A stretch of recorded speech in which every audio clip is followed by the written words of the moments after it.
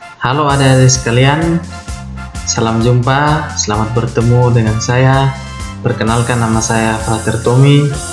Saya akan menemani adik-adik sekalian untuk belajar bersama. Kita akan mengenal dan mendalami pembelajaran tentang perumusan dan penetapan Pancasila sebagai dasar negara pada hari ini. Secara khusus, Frater akan bersama adik-adik sepanjang satu semester ini dan 1 tahun pembelajaran ini mengasuh mata pelajaran pendidikan kewarganegaraan. Untuk itu, adik-adik saya harap untuk kita menyimak bersama, sebab kita sendiri tahu bahwa kita sedang mengalami suatu situasi atau suatu momen pandemi bersama yang menyebabkan kita tidak berjumpa secara langsung, secara tatap muka, tetapi kita akan bersama-sama belajar lewat media pembelajaran ini. Maka Frater berharap bahwa dengan perjumpaan yang terbatas ini kita tetap semangat untuk belajar bersama. Untuk itu mari kita simak bersama-sama pembelajaran kita pada pembelajaran pertemuan pertama kita ini. Kali ini Frater akan mengajar tentang materi mengenai perumusan dan penetapan Pancasila sebagai dasar negara. Kita akan mengenal dan menyelami bersama bagaimana konteks atau keadaan dalam proses perumusan dan penetapan Pancasila sebagai dasar negara. Tentunya adik-adik sendiri tahu apa itu Pancasila dan sudah tidak asing lagi di otak adik-adik. Mungkin sepanjang masa sekolah dasar adik-adik sudah pernah mendengar kata Pancasila, bahkan seringkali dalam upacara bendera itu dengar atau mengucapkan 5 dari sila Pancasila itu. Untuk itu saya mengajak adik-adik untuk kita langsung masuk ke pembahasan materi kita.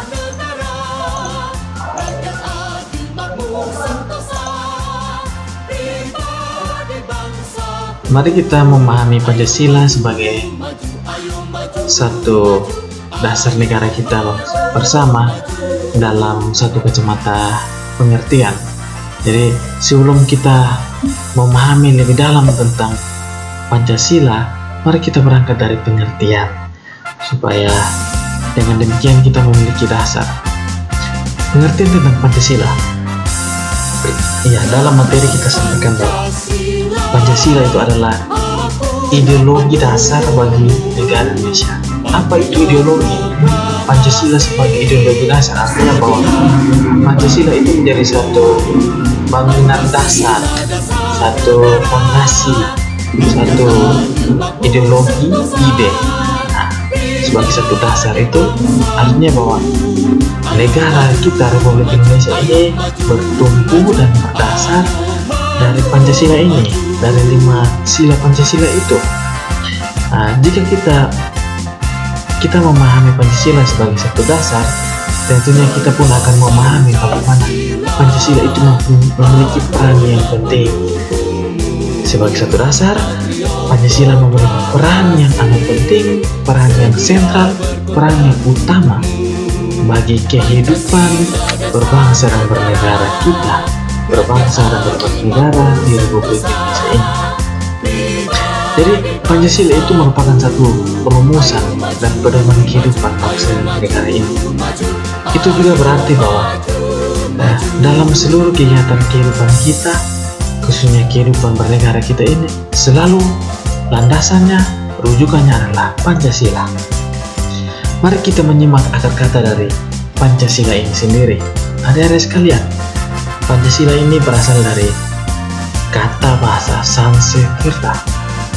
Bahasa Sanskerta yang terdiri dari 2 kata, yakni panca dan sila. Panca itu artinya 5 dan sila berarti dasar atau asas. Maka kalau kita gabung dari dua kata itu artinya bahwa Pancasila merupakan 5 dasar atau 5 asas. Nah, di sini kita sudah punya pengetahuan dasar. Pengertian Pancasila sebagai ideologi tadi, dan Pancasila dalam pengertian kata itu adalah 5 dasar. 5 dasar dan ideologi yang menunjukkan peran dasar bagi kehidupan bernegara. Artinya bahwa kelima dasar ini menjadi satu penunjuk arah bagi kehidupan berbangsa dan bernegara kita. Mari kita melihat situasi sejarah pada saat proses perumusan Pancasila itu. Jadi, menjelang proklamasi kemerdekaan Republik Indonesia, istilah Pancasila itu mencuat ke permukaan. Jadi, istilah ini menjadi istilah yang lazim bagi kalangan orang proklamasi itu. Jadi, istilah ini muncul pada sidang BPU PKI yang pertama. Sidang BPU PKI pertama terjadi pada tanggal 1 Juni 1945. Selanjutnya, sehari setelah Indonesia merdeka, di Indonesia merdeka tanggal 17 Agustus, sehari setelah itu tanggal 18 Agustus, PPKI, Panitia Persiapan Kemerdekaan Indonesia, merumuskan Pancasila sebagai dasar negara. Jadi, rumusan yang dimunculkan sebagai dasar negara itu sekarang kita kenal itu muncul atau terdapat dalam pembukaan Undang-Undang Dasar 1945, khususnya alinea keempat. Itu yang kita pakai sekarang, Pancasila itu. Jadi 5 sila dari Pancasila itu sudah ada dalam pembukaan Undang-Undang Dasar 1945 alinea keempat. Di antaranya ada sendiri sudah tahu. Yang pertama, ketuhanan yang Maha Esa. Kedua, kemanusiaan yang adil dan beradab. Ketiga, persatuan Indonesia. Keempat, kerakyatan yang dipimpin oleh hikmat kebijaksanaan dalam permusyawaratan perwakilan. Dan kelima adalah keadilan sosial bagi seluruh rakyat Indonesia. Tadi kita membahas tentang BPU PKI. Adik-adik sekalian, mari kita memahami apa itu BPU PKI, bagaimana BPU PKI itu dibentuk. BPU PKI atau kepanjangannya adalah Badan Penyelidikan Usaha-usaha Persiapan Kemerdekaan Indonesia. Jadi BPU PKI ini dibentuk oleh orang Jepang, sebab Indonesia pada masa itu mengalami suatu penjajahan oleh bangsa Jepang. Sebelumnya selama 350 tahun oleh bangsa Belanda, kemudian dalam perang Belanda kalah dari Jepang, kemudian Jepang mengambil alih bangsa Indonesia, sehingga dalam masa BPU PKI ini masa Jepang sendiri menguasai kita Indonesia.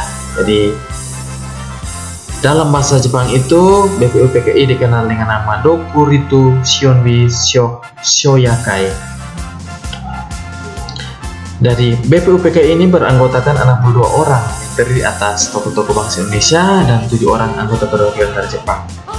Kita tahu sendiri ketuanya adalah Dr. Warajiman Wedio Diningrat dengan 2 wakilnya, Ichiban Yoshio yang berasal dari Jepang dan RP Suroso orang Indonesia. BPU PKI ini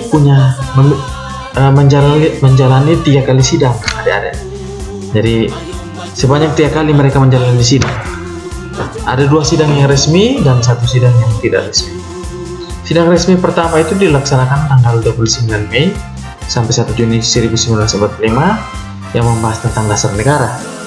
Nah, sedangkan sidang kedua berlangsung tanggal 10 sampai 17 Juli 1945 yang membahas tentang rancangan Undang-Undang Dasar.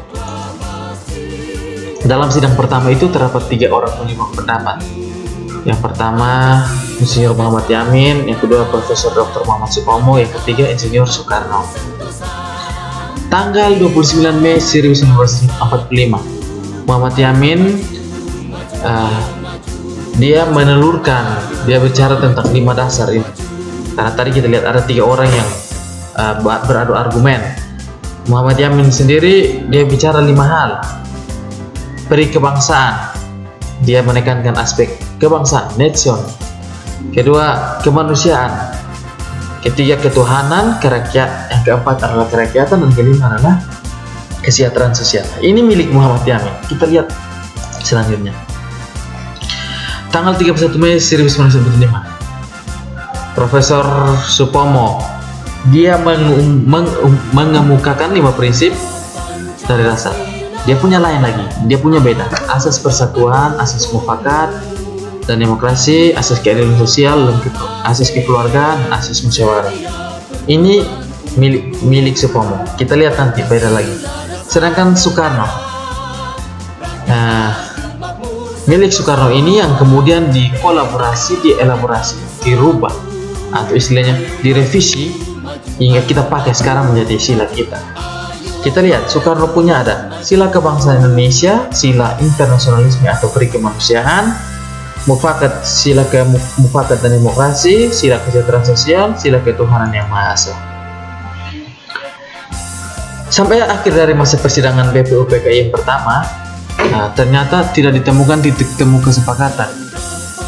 Argumentasi antara tiga tokoh ini tidak menemukan satu kesimpulan yang tepat, sehingga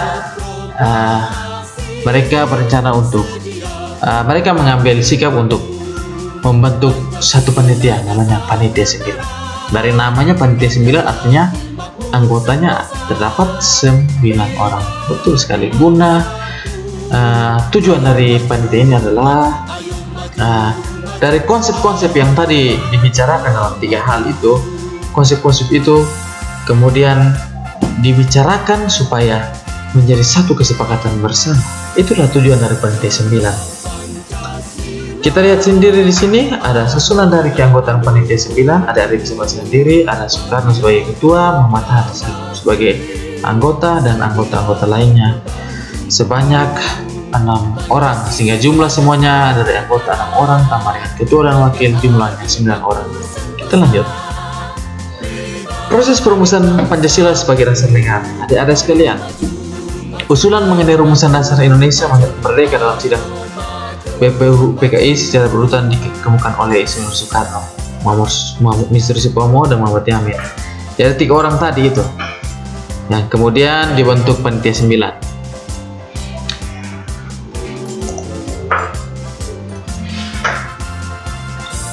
Bagaimana proses penetapan Pancasila sebagai dasar negara? Pancasila sebagai dasar negara merupakan satu asas kerohanian yang meliputi suasana batin dan cita-cita hukum. Ini artinya apa, adik-adik? Suasana batin masyarakat Indonesia pada saat itu adalah mereka mengalami situasi terjajah. Suasana ini merupakan kondisi batin, kondisi mental yang mereka alami, sehingga rumusan dari Pancasila itu bergerak dari kondisi batin yang mereka rasakan. Contoh sederhananya seperti ini, adik-adik. Jika adik-adik mengalami satu emosi, perasaan emosi terhadap orang tua atau siapa saja, tentunya apa yang adik-adik mau lakukan itu bergerak dari perasaan yang adik-adik rasakan itu. Sama halnya dengan proses pembentukan Pancasila, masyarakat Indonesia saat itu mengalami suatu situasi terjajah, situasi perasaan terjajah bersama. Hingga situasi ini membangun mereka memiliki niat bersama supaya membentuk satu kesepakatan, dan kesepakatan ini muncul dalam sila Pancasila, sehingga Pancasila ini merupakan satu sumber nilai, norma atau kaidah. Hal ini diperkuat dalam ketetapan MPR nomor 18 MPR 1998 pada tanggal 18 Agustus 1945. PPKI melaksanakan sidang dan menghasilkan keputusan sebagai berikut. Ada 3 keputusan. Pertama, menetapkan Undang-Undang Dasar Negara Indonesia tahun 1945. Kedua, memilih presiden dan wakil presiden, yakni keputusannya Insinyur Soekarno dan Muhammad Hatta. Dan ketiga, membentuk Komite Nasional Indonesia Pusat. Adik-adik sekalian, dalam proses perumusan yang tadi kita bahas, kita melihat satu hal penting yang harus kita pelajari. Ini merupakan tujuan kita, yaitu semangat yang menggelora. Bagaimana Pancasila itu menjadi satu fondasi, satu dasar, satu tujuan hidup bersama. Itu bisa muncul itu hanya karena ada semangat dari para tokoh-tokoh. Ada Insinyur Soekarno, Insinyur Supomo, Muhammad Hatta. Jadi semangat mereka ini yang perlu kita pelajari dalam menetapkan Pancasila. Mari kita menimba semangat mereka. Ada 2 semangat inti yang bisa kita temukan. Pertama adalah semangat nasionalisme. Semangat nasionalisme itu, adik-adik, artinya adalah paham yang menganggap bahwa kesetiaan tertinggi atau setiap pribadi harus diserahkan kepada negara, kebangsaan atau negara. Ini berarti begini adik-adik. Jadi segala sesuatu, semua hal itu ditujukan hanya kepada negara. Apapun hanya kepada negara, kepada bangsa. Ada semangat juang yang tinggi, semangat nasional, semangat bernasional. Semua mati hidup harus merah putih. Itu semangat nasionalisme yang ada pada para pahlawan kita. Yang kedua adalah semangat patriotisme. Patriotisme ini, kalau kita lihat adik-adik, berasal dari kata bahasa Latin patria. Kata ini artinya tanah air. Tanah air ini kita langsung lihat, tanah air. Kita dengar lagu tanah air Indonesia itu. Kata ini menunjukkan bahwa semangat patriotisme itu adalah semangat yang menunjukkan semangat cinta tanah air atau sikap seorang yang bersedia dia mau mengorbankan segalanya untuk mempertahankan bangsanya. Adik-adik, terima kasih. Mungkin dalam pertemuan pertama ini saja yang dapat kita bahas. Terima kasih, selamat belajar, selamat bersukacita atas hal yang telah saya bagikan. Kita akan berdiskusi bersama dalam pertemuan-pertemuan selanjutnya. Sampai jumpa kembali untuk pertemuan berikutnya. Semoga adik-adik tetap semangat untuk belajar. Sampai jumpa adik-adik.